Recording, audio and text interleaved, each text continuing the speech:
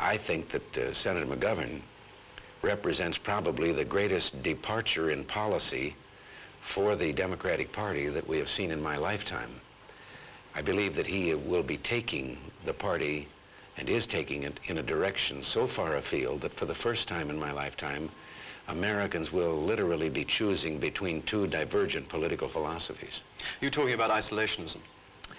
Isolationism and economic policies that are quite contrary to the present system in the United States. Senator McGovern talks of bringing the boys home and releasing all American prisoners within 90 days. Is this feasible in your view?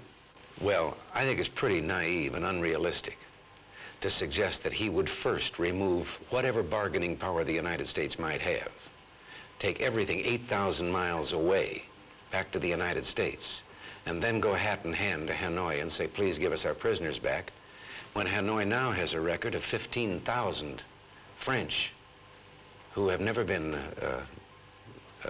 they have just simply disappeared since the conflict with the French and never been heard from.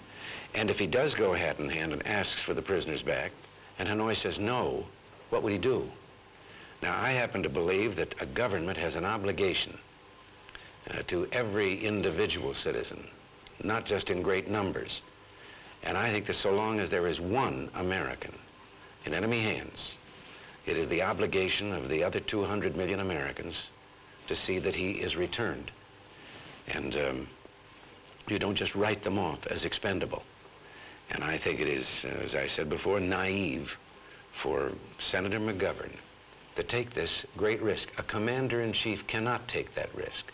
Even if the odds were 1,000 to 1 in his favor, he cannot take that one chance where the lives of these young men are concerned.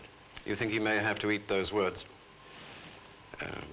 I hope that he never has the opportunity to eat them.